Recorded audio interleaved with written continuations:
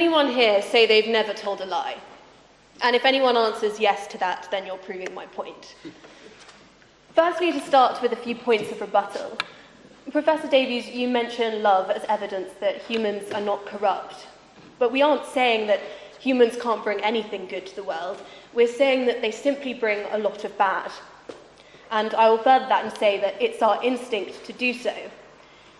And that when we are forced to prioritise what's important, we hardly choose love. We choose the betterment of ourselves. Bad people can do good things, and that doesn't mean that they aren't bad people. We've also been accused of living in the old times, so let me give a few examples from the old, yes, but also from the new. This house believes that human nature is corrupt. But firstly, how can we understand human nature? The strongest human instinct is our need to survive, as individuals and as a species. This means that above everything, our instinct is to protect ourselves. This survival instinct means that we have an inclination to create and maintain groups because it gives us a better chance of survival. And it's in the midst of those groups that we are likely to act in awful and corrupt ways. But most importantly, our fundamental instinct to survive means that we will act in corrupt ways to protect ourselves and advance ourselves and our interests. Which brings me on to address how we're considering corruption. The definition of corruption is to be dishonest or fraudulent. So therefore, whether people are honest or not is the crux of this debate. I would like to consider two pervasive areas of human dishonesty. Firstly, the human propensity to deceive oneself, and secondly, the human propensity to lie when experiencing fear or even simply just slight pressure. I want you to first consider ancient Rome. Brutal gladiatorial fights where men would be expected to fight potentially to the death or left to face ferocious animals such as lions and tigers, all for entertainment. When the gladiator was defeated, the crowd and the sponsor of the games would decide whether they lived or died. Those crowds in ancient Rome were ordinary people. They were not a psychotic mass full of murderers, and yet, under their watch, something awful happened: the killing of people for sport. The only way the average person could reconcile what happened with themselves would be to say that they weren't responsible. This reaction was later identified as a psychological phenomenon called de-individuation. This is where a person loses their sense of self-awareness in groups, revealing behaviours that would otherwise remain hidden. This means that people are more able to act impulsively, irrationally, and also aggressively. This was evidenced in Derren Brown's remote control experiment, where he demonstrated how people act morally when they feel anonymous and part of a group. In this experiment, Brown gave the audience a remote control with buttons on, where they could vote on the actions affecting the unsuspecting victim outside of the studio. The decisions started off as minor inconveniences, but gradually they became crueler and crueler, for example, leading him to believe that he'd lost his job, was arrested, and even vandalising his home. These people were voting anonymously and were not under any kind of duress. The audience did these things because the presence of others made them feel anonymous, a feeling which makes it much more easy to evade responsibility of the acts committed.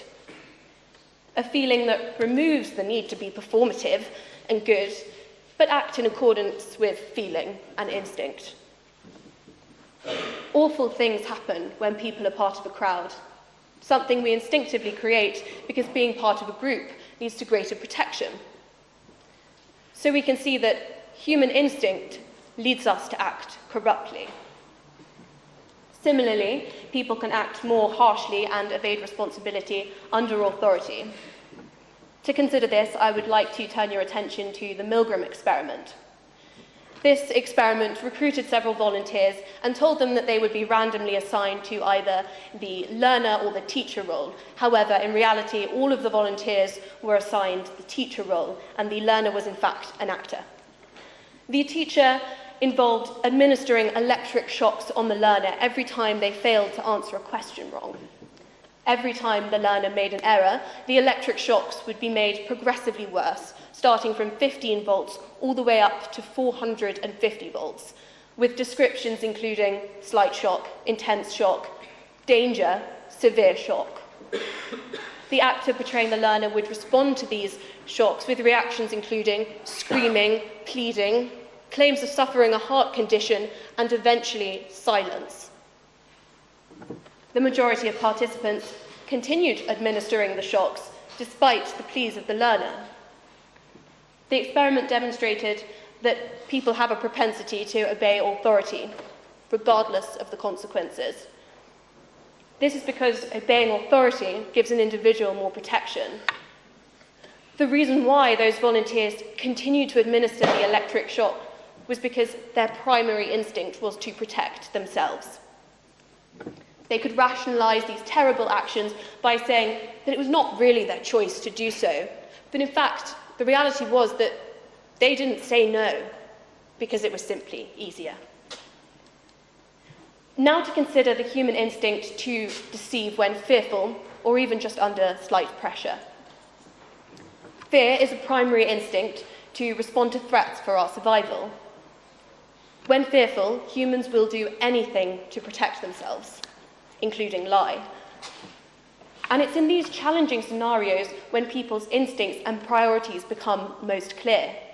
And in fact, we have a phrase for that. They showed their true colours, meaning their true nature. I'd like to turn your attention to the early modern witch hunts.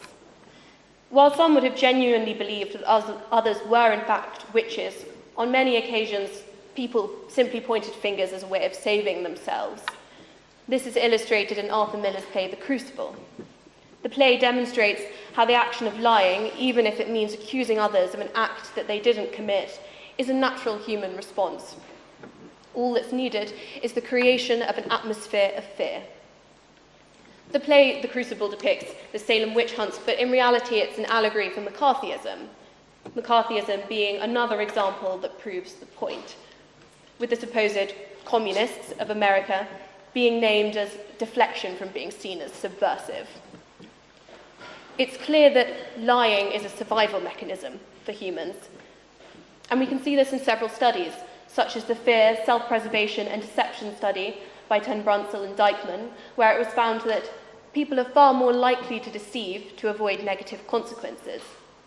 The fear-activated self-preservation instincts, meaning deception, is a survival strategy. Similarly, Dan Airley's research shows that the more threatened a person feels, the more they rationalise dishonesty. Even without a clear threat, but simply a little pressure, the human inclination is to be dishonest. Airley and Malamu's experiment, the Matrix experiment, presented how people cheat when they're given the opportunity.